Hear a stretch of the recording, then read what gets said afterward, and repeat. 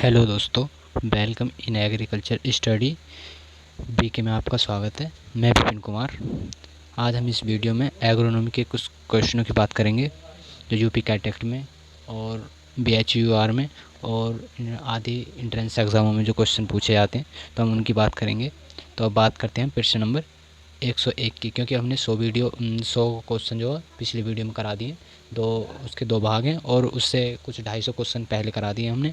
तो करीबन हमने 350 क्वेश्चन करा दिए और 350 प्लस करा दिए। अब बात करते हैं प्रश्न नंबर 101 की। तो 101 है कि बैंगन की फसल को सबसे अधिक नुकसान होता है, मतलब जो बैंगन की फसल होती है उसको जो नुकसान होता है वो किससे होता है? तो आर्द्र पतन से होता है, या फलवेदक से, या लाल माइट से, या मूल ग्रंथि रोग से। तो बैंगन की जो फसल में नुकसान जो होता है सबसे अधिक वो होता है फलवेदक से। ऑप्शन नंबर बी सही है इसका।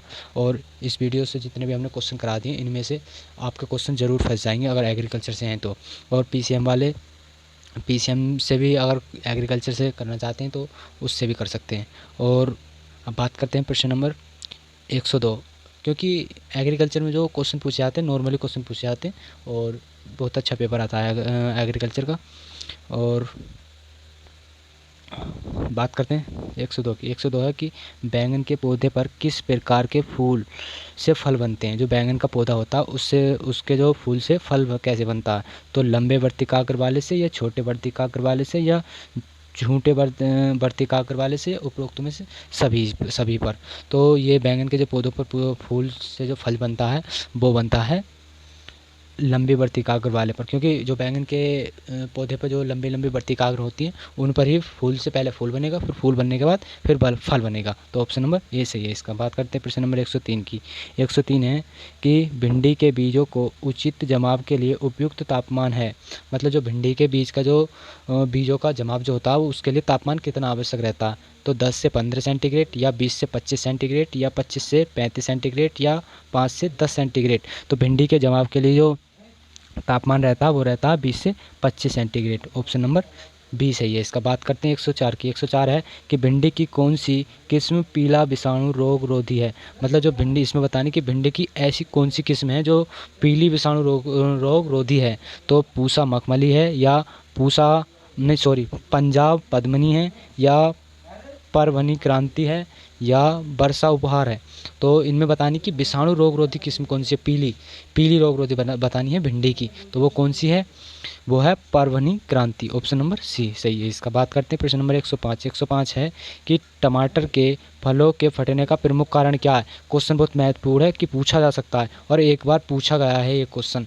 और कि टमाटर का फटने का क्या कारण है, या किस कारण फटता है, किसकी कमी के कारण फटता है, ऐसे भी पूछा जा सकता है क्वेश्चन। तो टमाटर जो फटने का कारण बताना है इसमें, तो ऑप्शन नंबर ए है बोरान की कमी से, या अनियमितता व गहरी सिंचाई की वजह से, या उचित तापमान का न होना, या उपरोक्त सभी। इन सभी के कारण से जो टमाटर के जो फलों के फटने के जो कारण होते हैं वो होते हैं, ऑप्शन नंबर डी सही है इसका, क्योंकि बोरान की कमी से भी, और अनियमित व गहरी सिंचाई से भी, और उचित तापक्रम का न होना उसकी वजह से भी फट जाते हैं। तो ऑप्शन नंबर डी सही है इसका। बात करते हैं प्रश्न नंबर 106 की। 106 है कि खीरा वर्गीय कुकुरबिटेसी, जिसे कुकुरबिटेसी कुल भी कहते हैं, तो फलों में मादा पुष्पों की संख्या बढ़ाने के लिए एक शीर्ष फल प्राप्त करने के लिए किस रसायन का छिड़काव किया जाता है? तो इसमें बताया गया है कि जो खीरा वर्ग की जो होती हैं जिसे हम कुकुरबिटेसी कुल कहते हैं, उसके फलों में जो मादा पुष्पों की संख्या बढ़ाने के लिए जो शीघ्र फल प्राप्त हो सके, क्योंकि उसमें हम मादा पुष्पों का अगर संख्या अधिक होगी तो उससे फल भी अधिक मतलब जल्दी प्राप्त होंगे। तो उसके लिए रसायन, कौन से रसायन का छिड़काव किया जाता है? तो इसमें एथिरेल का किया जाता है, या मेलिक हाइड्रासाइड का किया जाता है जिसे MH कहते हैं, और या 2 या 3 या 5 ट्राई आयोडोबेंजोएट अम्ल का, या जिसे इंग्लिश में बोलते हैं शॉर्ट में TIBA। और उपरोक्त सभी का तो जो खीरा वर्ग के कुकुरबिटेसी में जो प्रयोग किया जाता है वो रसायन का प्रयोग किया जाता है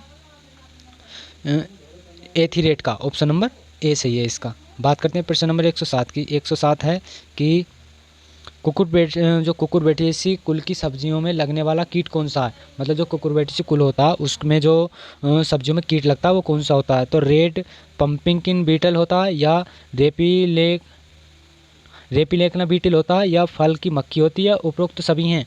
तो कुक्कुट बेटी जैसी कुल में जो लगती हैं सब्जियों में जो कीट लगता है वो लगता है उपरोक्त सभी, ये सभी कीट लगते हैं। ऑप्शन नंबर डी सही है इसका। बात करते हैं प्रश्न नंबर 108। 108 है, निम्न में से किन फसलों पर पाउडरीन, मिल्ड्यून, डाउनिंग और मिल्ड्यून फल सड़न तथा मोजेक रोग का प्रकोप होता है? तो करेला व लौकी में, या तोरई व खरबूज में, या कद्दू वर्गीय या तरबूज में, या उपरोक्त सभी में? तो किस में होता है? पाउडरी और मिल्ड्यूरी और डाउनिंगी और मिल्ड्यूरी और जी फल और सड़न मोजेक रोग किस में होता है, किसके प्रकोप में होता है? मतलब तो फसल बतानी है वो कौन सी है, तो इसमें है ऑप्शन नंबर डी सही है इसका, क्योंकि तोरई और वह खरबूज में भी लगता है, करेला और लौकी में भी, और कद्दू वर्गीय जो तरबूज है उसमें भी लगता है। तो ऑप्शन नंबर डी सही है इसका। बात करते हैं प्रश्न नंबर 109 की। 109 है कि निम्न में से कौन सुमेलित नहीं है? इसमें से बताना कौन सुमेलित नहीं है। एक तरफ तो मूली मतलब नाम दे रखे हैं और उनके वैज्ञानिक नाम दे रखे हैं। तो इसमें मूली रेफेन सेटाइबम और शकरकंद बेसिरिका रेप्पा और गाजर डाकस कैरोटा या तोरई लूफा सिलिंड्रा। तो इसमें बताना है कि सुमेलित कौन नहीं है। तो इसमें सुमेलित जो नहीं है वो है शकरकंद, क्योंकि मूली का वैज्ञानिक नाम होता है रेफेन सेटाइबम और गाजर का होता है डाकस कैरोटा और तोरई का होता है लूफा सिलिंड्रिका। तो ऑप्शन नंबर इसलिए बी सही है। बात करते हैं प्रश्न नंबर 110 की। 110 है कि मूली में चरपराहट किसके कारण होती है? एक जरूर क्वेश्चन पूछा जाएगा, महत्वपूर्ण प्रश्न है, स्टार लगा कर लिखेंगे इसे, कि मूली में जो चरपराहट होती है मूली में वो किसके कारण होती है? तो आइसोथाइनोसाइनेट के कारण, या मोमिडेकोसाइड के कारण, या कैल्शियम ऑक्सीलेट के कारण, या सेलेनीन के कारण। तो इसमें बताना है कि किसके कारण मूली में चरपराहट होती है। तो वो होती है आइसोथायोसाइनेट के कारण। ऑप्शन नंबर ए सही है इसका। अब बात करते हैं प्रश्न नंबर 111 की। 111 है कि मूली में अच्छे दोबारा पढ़ें। मूली की अच्छी जड़ें बनने उनमें सुवास तथा अच्छे स्वाद के लिए उपयुक्त तापमान है। तो 5 से 10 सेंटीग्रेड, 10 से 15 सेंटीग्रेड, या 15 से 20 सेंटीग्रेड, या 20 से 25 सेंटीग्रेड। तो उनके लिए जो अच्छा स्वाद है मूली की अच्छी जड़ों वालों के लिए वो है 10 से 15 सेंटीग्रेड तापमान पर। ऑप्शन नंबर बी सही है इसका। बात करते हैं 112 की। 112 की पहाड़ी क्षेत्रों के लिए मूली की उपयुक्त किस्म कौन सी है? जो पहाड़ी क्षेत्र होते हैं उन पर जो मूलियों की खेती की जाती है वो कौन सी किस्म अच्छी होती है वहाँ पे? तो पूसा रश्मि, अर्का निशांत, या पूसा हिमानी, या पूसा सदिश। तो वो है जो पहाड़ी क्षेत्रों में जो मूली की किस्म उपयुक्त होती है वो होती है Pusa Himani. Option number C, क्योंकि पहाड़ी क्षेत्रों पे Pusa Himani. Option number C सही है इसका। बात करते हैं प्रश्न नंबर 113। 113 है कि गाजर को बढ़िया कंद और रंग के उपयुक्त तापमान है। मतलब अगर गाजर को बढ़िया कंद और रंग के लिए उपयुक्त तापमान क्या रहता है? मतलब जैसे गाजर की खुदाई की जाती है तो उसके लिए कंद की और रंग की कितनी आवश्यकता होती है? तापमान पर, किसका तापमान पर खोदना चाहिए जिससे कि उनका रंग और एकदम कंद बढ़िया होना चाहिए? तो 0 से 5 सेंटीग्रेड, या 5 से 10 सेंटीग्रेड, या 15 से 20 सेंटीग्रेड, या 10 से 15 सेंटीग्रेड। तो उसका तापमान जो होना चाहिए वो होना चाहिए 15 से 20 सेंटीग्रेड। Option number C. बात करते हैं 114। 114 है कि गाजर को यूरोपियन किस्म का नारंगी रंग किसके कारण होता है? क्वेश्चन पूछा जा सकता है, महत्वपूर्ण प्रश्न है कि गाजर का जो यूरेनियम किस्म है उसका नारंगी रंग किसके कारण होता है? तो एंथोसाइनिन के कारण, या बीटा कैरोटीन के कारण, या अल्फा कैरोटीन के कारण, या गामा कैरोटीन के कारण। तो गाजर का जो यूरेनियम किस्म का नारंगी रंग हो जाता है वो हो जाता है बीटा कैरोटीन के कारण। ऑप्शन नंबर बी सही है इसका। बात करते हैं प्रश्न नंबर 115। 115 है कि मैदानी क्षेत्र में गाजर की एशियाई जाति की बुवाई की जाती है। जो मैदानी क्षेत्र है उसमें जो गाजर की एशियाई जाति की बुवाई की जाती है वो किस समय की जाती है? तो जून जुलाई में, या अगस्त अक्टूबर में, नवंबर जनवरी में, या अप्रैल मई में। तो उसकी जो बुवाई की जाती है एशियाई जाति की वो की जाती है जून और जुलाई में। ऑप्शन नंबर ए सही है इसका। बात करते हैं प्रश्न नंबर 116। 116 है कि अपर गंगा नहर का निर्माण कराया गया। मतलब इसमें बताना कि जो अपर गंगा है उसका जो निर्माण कराया गया था कब कराया गया था? तो 1700 ईसा पूर्व में, या 1846 ईस्वी में, या 1856 ईस्वी में, या 1756 ईस्वी में। तो इसमें जो अपर गंगा नहर है उसका निर्माण कराया गया था 1856 में। ऑप्शन नंबर सी सही है। बात करते हैं प्रश्न नंबर 117 की। 117 है कि भारत का कुल भौगोलिक क्षेत्रफल कितना, जो भारत है वो भारत का कुल भौगोलिक क्षेत्रफल कितना है, 143 मिलियन हेक्टेयर या 178 मिलियन हेक्टेयर या 328 मिलियन हेक्टेयर और या 228 मिलियन हेक्टेयर।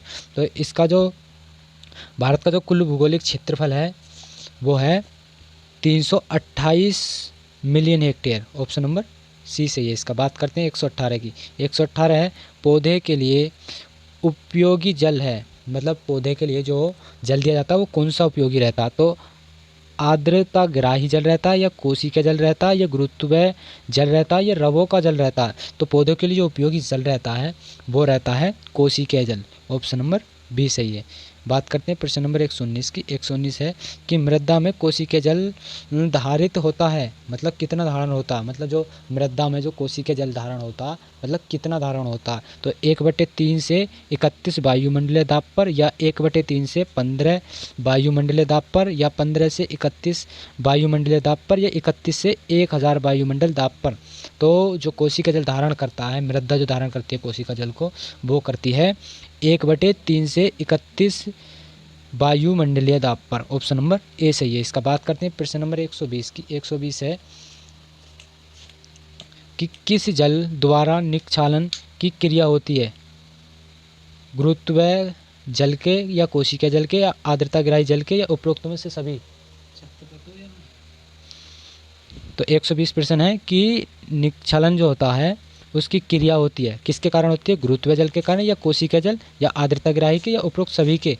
तो जो निरक्षरण की जो निक्षालन होता है उसकी क्रिया जो होती है वो होती है गुरुत्वीय जल के कारण। ऑप्शन नंबर ए सही है। बात करते हैं प्रश्न नंबर 121। 121 है कि आर्द्रता गुणांक किस वायुमंडलीय दाब पर होता है। जो आर्द्रता गुणांक होता है उसमें वायुमंडलीय दाब पर होता है, कितने पर होता है, 1/3 वायुमंडलीय दाब पर या 15 वायुमंडलीय दाब पर या 31 वायुमंडलीय दाब पर या 10,000 वायुमंडलीय दाब पर। तो आर्द्रता गुणांक जो वायुमंडलीय दाब होता है वो होता है 31 वायुमंडलीय दाब पर। ऑप्शन नंबर सी सही है इसका। बात करते हैं प्रश्न नंबर 122 की। 122 है कि आलू की फसल की जलमांग बतानी है कि आलू की फसल के लिए कितनी जलमांग की आवश्यकता होती है। तो 50 से 70 हेक्टेयर सेंटीमीटर की या 30 से 40 सेंटीमीटर हेक्टेयर की या 100 से 120 हेक्टेयर सेंटीमीटर की या 60 से 80 हेक्टेयर सेंटीमीटर की। तो आलू की जलमांग के लिए जो आवश्यकता होती है वो होती है 100 से 120 हेक्टेयर सेंटीमीटर जल की। ऑप्शन नंबर सी सही है इसका। बात करते हैं प्रश्न नंबर 123। 123 है कि निम्न में से किस फसल का जल मांग अधिक होता है। इनमें से बताना है कि सबसे अधिक जल मांग किस फसल की होती है, केला की होती है, टमाटर की, चुकंदर की या बरसीम की। तो सबसे ज़्यादा जो जल मांग होती है वो होती है चुकंदर की। ऑप्शन नंबर सी सही है इसका। बात करते हैं प्रश्न नंबर 124 की। 124 है कि गेहूँ की फसल की जल मांग की क्रांतिक अवस्था कौन सी है। इसमें बताना कि जो गेहूँ की क्रांतिक अवस्था होती है और वो जल की मांग की क्रांतिक अवस्था कौन सी होती है इसमें पूछिए। तो शिखर जड़ होती है या कल्ले फूटते समय होती है या दूधिया अवस्था में होती है, उपरोक्त सभी में होती है।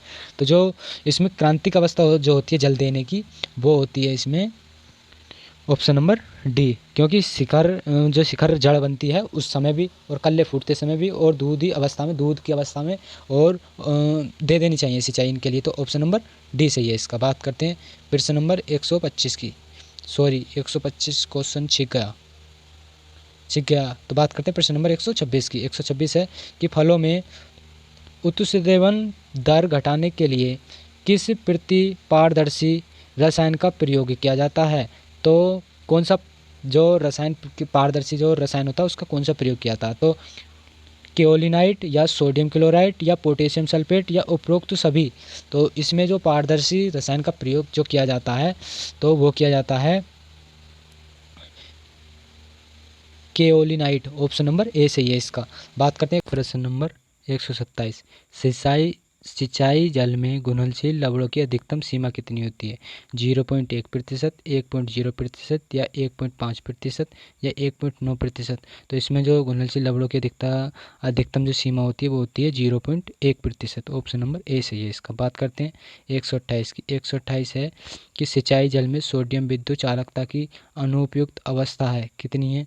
तो 500 माइक्रो म्योज प्रति सेंटीमीटर सेमी या 1000 माइक्रोज म्योज प्रति सेंटीमीटर या 1500 माइक्रो म्योज प्रति सेंटीमीटर या 3000 माइक्रो म्योज प्रति सेंटीमीटर। तो इसके लिए जो होती है वो होती है 1000 माइक्रोज म्योज प्रति हेक्टेयर। ऑप्शन नंबर बी सही है इसका। बात करते हैं 129 की। 129 है कि पाताल तोड़ कुएं प्रांत किस क्षेत्र में अधिक पाए जाते हैं। जो पाताल तोड़ कुएं होते हैं वो किस क्षेत्र में अधिक पाए जाते हैं? मैदानी क्षेत्रों में, पठारी क्षेत्रों में, तराई क्षेत्रों में या समुद्री तटीय क्षेत्रों में? तो ये जो पाए जाते हैं पाताल तोड़ कुएं वो पाए जाते हैं तराई क्षेत्रों में। ऑप्शन नंबर सी सही है इसका। बात करते हैं प्रश्न नंबर 130 की।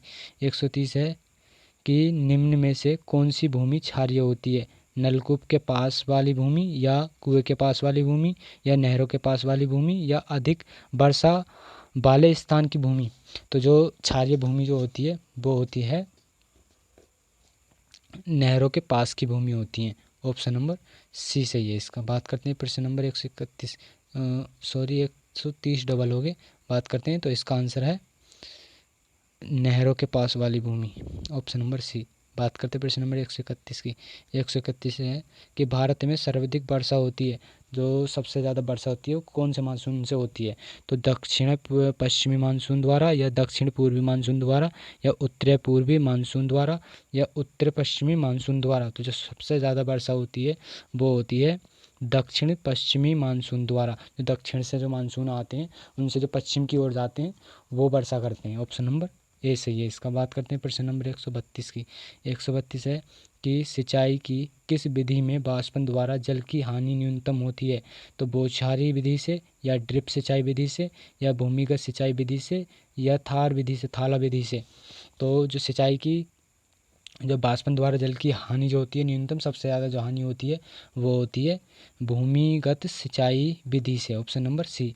बात करते हैं प्रश्न नंबर 133 से। 133 है कि सिंचाई की किस विधि में सिंचाई जल का केवल 20% भाग ही फसलें उपयोग कर पाते हैं? किस विधि के कारण जो 20% जो जल है उसके लिए जो उपयोग कर पाते हैं वो कौन सी विधि है? तो वो क्यारी सिंचाई विधि या बराहपट्टी सिंचाई विधि या आप्लावन विधि या बौछारी सिंचाई विधि? तो वो विधि है जो 20% ही फसलों के लिए उपयोगी होती है। ऑप्शन नंबर सी आप्लावन विधि। ऑप्शन नंबर सी सही है इसका। बात करते हैं प्रश्न नंबर 34 की। 34 है कि पर्वतीय क्षेत्रों में बागवानी के लिए सिंचाई की उपयुक्त विधि कौन सी है? जो पर्वतीय क्षेत्र होता है उसमें जो बागवानी होती है उनके लिए जो सिंचाई की उपयुक्त विधि है वो कौन सी होती है? तो थाला विधि होती है, बौछारी विधि होती है या ड्रिप सिंचाई विधि होती है या अंगूठा विधि होती है? और इस विधि से ज़रूर एक क्वेश्चन पूछा जाएगा। एक भी पूछा जा सकता है, दो भी पूछा जा सकते हैं क्वेश्चन, तो इसलिए विधियों को ध्यान से देखें। तो विधि जो पर्वतीय क्षेत्र होता है उसमें बागवानी की जो सिंचाई की जाती है वो कौन सी विधियों से की जाती है? तो वो की जाती है ड्रिप सिंचाई विधि से। ऑप्शन नंबर सी सही है इसका। बात करते हैं 135 से। 135 है कि 10 घन मीटर जल बराबर है, मतलब जो 10 घन मीटर जो जल के बराबर क्या है? तो 1000 लीटर होते हैं या 10,000 लीटर होते हैं या 100 लीटर होते हैं या 1,00,000 लीटर होते हैं? तो इसमें जो होते हैं 100 घन मीटर जल बराबर जो होता है वो होता है 10,000 लीटर के बराबर। ऑप्शन नंबर बी सही है इसका। बात करते हैं प्रश्न नंबर 36 की। 36 है कि निम्न में से कौन सी जल निकास की विधि नहीं है? तो हेरिकोन प्रणाली या गिरडीरोन प्रणाली या ड्रिप प्रणाली या प्राकृतिक प्रणाली? तो इनमें से जो जल निकास की विधि नहीं है वो है ड्रिप प्रणाली। ऑप्शन नंबर सी सही है इसमें। बात करते हैं 137 की उत्तर प्रदेश में क्षारीय मृदाओं में प्रभावित जिला कौन सा है? जो उत्तर प्रदेश में जो क्षारीय मृदा में प्रभावित है वो कौन सा जिला है? तो मैनपुरी, अलीगढ़, एटा या सहारनपुर, मुजफ्फरनगर, मेरठ या वाराणसी या भदोही, जौनपुर या गोरखपुर, बलिया या आजमगढ़? तो इसमें जो है क्षारीय मृदा से जो प्रभावित जिला है वो है मैनपुरी, अलीगढ़ और एटा। ऑप्शन नंबर ए सही है इसका। बात करते हैं प्रश्न नंबर 138 की। 138 है कि वे मृदाएं जिनका पीएच मान 8.5 से कम मृदा के संतृप्त निष्कर्ष की विद्युत चालकता 25 सेंटीग्रेड तापमान पर 4.0 मिलीमोल सेंटीमीटर से अधिक विनिमय सोडियम 15% से कम होती है तो वे मृदाएं क्या कहलाती हैं? तो लवणीय मृदाएं कहलाती हैं, क्षारीय मृदाएं या लवणीय क्षारीय मृदाएं या दोमट मृदाएं कहलाती हैं। तो वो मृदाएं जो कहलाती हैं वो कहलाती हैं लवणीय मृदाएं कहलाती हैं, जिसका पीएच मान 8.5 से कम हो और चालकता उनकी 25 सेंटीग्रेड से तापमान पर हो और 4.0 मिलीमोस सेंटीमीटर हो और जी अधिकतम सोडियम 15% से कम होना चाहिए, तो वो लवणीय भूमि कहलाती है। ऑप्शन नंबर ए सही है इसका। बात करते हैं प्रश्न नंबर 139 है कि पायराइट में सल्फर की प्रतिशत मात्रा कितनी होती है? जो पायराइट जो होता है उसमें जो सल्फर की मात्रा होती है वो कितनी होती है? तो 22 से 24%, 16 से 18% या 26 से 28% या 14 से 16%। तो उसमें जो सल्फर की प्रतिशत मात्रा होती है वो होती है 22 से 24%। Option number A. बात करते हैं 140 है उच्च लवण सहिष्णु फसल है, मतलब जो उच्च लवण वाली सहिष्णु फसल है वो कौन सी है, फसल कौन सी है? तो मूंगफली है, आलू है, चुकंदर है या प्याज है? तो इसमें जो लवण सहिष्णु फसल है वो है ऑप्शन नंबर सी, चुकंदर। बात करते हैं 141 है कि अम्लीय मृदाओं में किसकी विलेयता बढ़ जाती है? जो अम्लीय मृदा होती है उसमें किसकी विलेयता बढ़ जाती है, किसकी मात्रा बढ़ जाती है? तो FeMn की मतलब और PMO की या FeMO की या AlMO की? तो इसमें जो अम्लीय मृदा की जो विलेयता बढ़ जाती है वो बढ़ जाती है Fe फेरस की और Mn मैग्नीशियम की। ऑप्शन नंबर ए सही है इसमें। बात करते हैं प्रश्न नंबर 142 है कि अम्लीय मृदाओं में किसकी उपलब्धता पौधे में कम हो जाती है? जो अम्लीय मृदा होती है वो इसमें किसकी पौधों की कम हो जाती है? तो मैग्नीशियम की या मिल्डीवेडियम की या आयरन की या नाइट्रोजन की? तो इसमें जो कम हो जाती है अम्लीय मृदाओं में जो उपलब्धता पौधों में कम हो जाती है वो हो जाती है मोलिब्डेनम की। ऑप्शन नंबर बी सही है इसका। बात करते हैं प्रश्न नंबर 143 है कि अम्लीय मृदाओं में प्रश्न नंबर 143 कि अम्लीय मृदाओं को सुधारने के लिए किसका प्रयोग किया जाता? तो अम्लीय मृदाओं को सुधारने के लिए किसका प्रयोग किया जाता? तो कैल्शियम सिलिकॉन ऑक्साइड का या मैग्नीशियम क्लोराइड का या कैल्शियम मैग्नीशियम क्लोराइड का या उपरोक्त सभी का?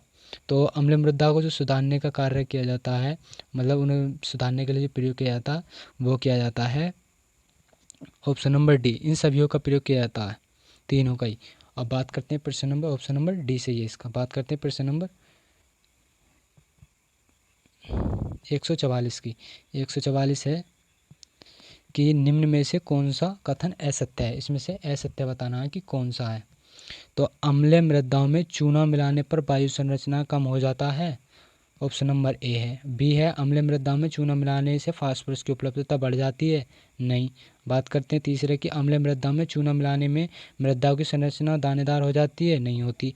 बात करते हैं डी की जीवांश पदार्थ का विच्छेदन जल्द होने लगता है, नहीं होता। इसलिए ऑप्शन नंबर ए सही है, क्योंकि अम्लीय मृदा में चूना मिलाने पर जो होता है वायु संरचना कम हो जाती है, संचार कम हो जाता है। तो ऑप्शन नंबर ए सही है इसका। बात करते हैं 145 की। 145 है कि भारत में सबसे अधिक बाढ़ग्रस्त राज्य कौन सा है? सबसे ज़्यादा बाढ़ जो आती है वो कौन से राज्य में आती है? उत्तर प्रदेश में, बिहार में, छत्तीसगढ़ में या असम में? तो सबसे ज़्यादा बाढ़ जो आती है वो आती है असम में। ऑप्शन नंबर डी सही है इसका। बात करते हैं प्रश्न नंबर 146 है निम्न में से कौन सी प्राकृतिक घटना नहीं है? जो प्राकृतिक घटना नहीं है वो कौन सी है? अनावृष्टि या अतिवृष्टि या ओलावृष्टि या सिंचाई? तो इनमें से जो प्राकृतिक घटना नहीं है वो है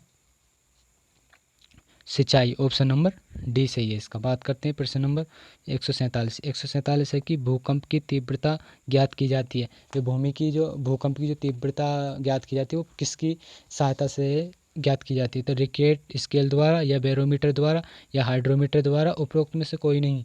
तो इसमें जो भूकंप की तीव्रता नापी जाती है रिक्टर स्केल द्वारा। ऑप्शन नंबर ए सही है इसका। बात करते हैं प्रश्न नंबर 148 है प्रश्न नंबर 148 निम्न में से किसे बाध्यता रोधी विटामिन्स कहते हैं? बाध्यता रोधी जो होती है उसे विटामिन्स किसे कहा जाता है? तो विटामिन बी के लिए, विटामिन ए के लिए, विटामिन ई के लिए या विटामिन डी के लिए? तो बाध्यता रोगी जो कहा जाता है विटामिन्स उसे कहा जाता है विटामिन ई को। ऑप्शन नंबर सी हमारी वीडियो का सेकंड लास्ट क्वेश्चन है। तो बात करते हैं प्रश्न नंबर 149 है, निम्न में से कौन सी विटामिन जल में विलेय है? तो बी व सी, ए व डी या डी व ई या ए व ई? इसमें बताना कि जो जल में घुलनशील है वो कौन सी विटामिन है? तो वो विटामिन है बी व सी। ऑप्शन नंबर ए सही है। बात करते हैं प्रश्न नंबर 150 की। 150 है कि बच्चे में रिक्टेशिरिया तथा मनुष्य में ऑस्टियोमलेशिया रोग किसके कारण होता है? तो आयरन की कमी से, प्रोटीन की कमी से, विटामिन ई की कमी से या कैल्शियम की कमी से? तो जो बच्चों में तो रिकेट्सिया होता है और मनुष्य में ऑस्टियोमलेशिया रोग होता है। जो मनुष्य में होता है वो ऑस्टियोमलेरिया और जो बच्चों में होता है वो रिकेट्सिया। तो किसके कारण होता है? वो होता है कैल्शियम की कमी से। ऑप्शन नंबर डी सही है इसका। बात करते हैं प्रश्न नंबर 150 की। 150 है कि एनीमिया रोग आयरन की कमी से होता है। आयरन का प्रचुर स्रोत कौन सा है? तो प्याज है, गोभी है या बथुआ या मक्का? तो इसका आंसर जो आपको बताना है वो कमेंट बॉक्स में छाप कर बताना कि इसका कौन सा आंसर है, और हम इसका आंसर अगली वीडियो में बताएंगे आपको। और ऐसी वीडियो पाने के लिए हमारे चैनल को ज़रूर सब्सक्राइब करें और वीडियो को लाइक ज़रूर करके दें अगर वीडियो अच्छी लगी हो तो, और कमेंट करके ज़रूर बताएं वीडियो कैसी लगी। तो मिलते हैं हम अगली वीडियो में, जब तक के लिए बाय।